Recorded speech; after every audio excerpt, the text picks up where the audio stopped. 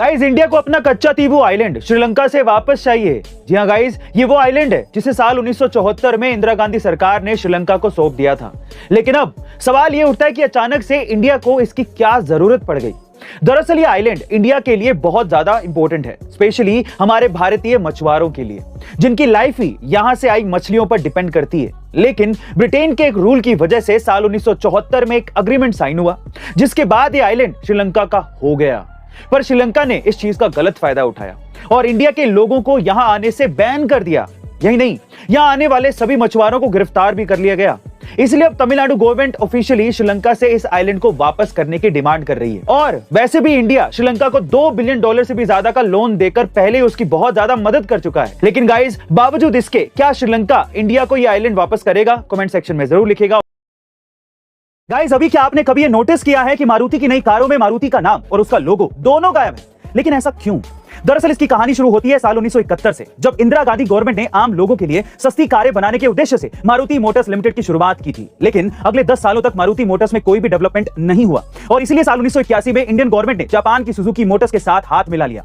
उस समय Indian government के पास मारुति की 74% हिस्सेदारी थी और सुजुकी के पास 26% थी। लेकिन साल 1992 में मारुति की एक कार बहुत ज्यादा पॉपुलर हो गई थी, जिसका नाम था मारुति 800, और यह सुजुकी की वजह से पॉसिबल हो पाया था। इसलिए सुजुकी ने अपनी हिस्सेदारी 50% तक बढ़ा दी और फाइनली 2007 में इंडियन गवर्नमेंट ने भी सुजुकी की सक्सेस को देखते हुए अपने सारे स्टेक सुजुकी को बेच दिए, जिसके बाद सुजुकी ने मारुति मोटर्स प्राइवेट लिमिटेड का नाम बदलकर मारुति सुजुकी इंडिया लिमिटेड रख दिया और साल 2015 में सबसे पहले लोगो से मारुति का सिंबल हटाकर साल 2017 में उसका नाम भी हटा दिया। गाइस, क्या आप इसके पहले तक मारुति के लोगो को हटाने का ये सीक्रेट जानते थे? कमेंट सेक्शन में जरूर लिखिएगा।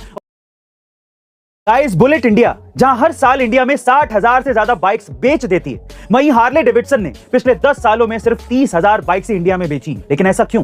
दरअसल इसके पीछे मेनली 2 रीजन है। पहला, हार्ले डेविडसन इन 10 सालों में इंडिया के बाइक मार्केट को कभी समझ ही नहीं पाया, क्योंकि भले ही इंडिया दुनिया की सबसे बड़ी 2 व्हीलर मार्केट हो, लेकिन 90% से ज्यादा लोग यहां पर 150 सीसी से कम वाली बाइक यूज करते हैं, जो कि 1 लाख से भी कम की रेंज में आसानी से मिल जाती है। वहीं हार्ले डेविडसन की सबसे सस्ती बाइक ही 5 लाख रुपए से शुरू होती है, जिस कीमत में इंडियंस एक अच्छी कार खरीद सकते हैं। दूसरा रीजन, साल 2019 में BS6 के नॉर्म्स के मुताबिक बाइक्स पर कुछ कड़े नियम लगाए गए थे ताकि साउंड पोल्यूशन ना हो, और हार्ले डेविडसन की बाइक की खासियत उसकी एक्सेसिव साउंड थी, जिसके कारण उसे करीबन 500 करोड़ रुपए का नुकसान उठाना पड़ा और उसे इंडिया को छोड़कर भी जाना पड़ा। वैसे गाइस, आपकी पसंदीदा बाइक कौन सी है? कमेंट सेक्शन में जरूर लिखिएगा।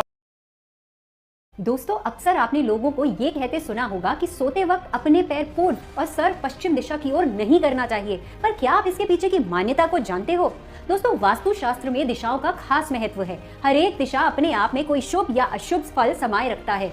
वास्तु शास्त्र के अनुसार पूर्व दिशा में सिर करके सोना अच्छा रहता है, वहीं पूर्व दिशा की ओर पैर करके यानी कि पश्चिम दिशा में सिर करके कभी नहीं सोना चाहिए। पूर्व दिशा में सिर करके सोना हेल्थ वाइज काफी अच्छा होता है, क्योंकि सूरज पूर्व दिशा की ओर से निकलता है और उसकी सबसे पहली किरण पड़ती है।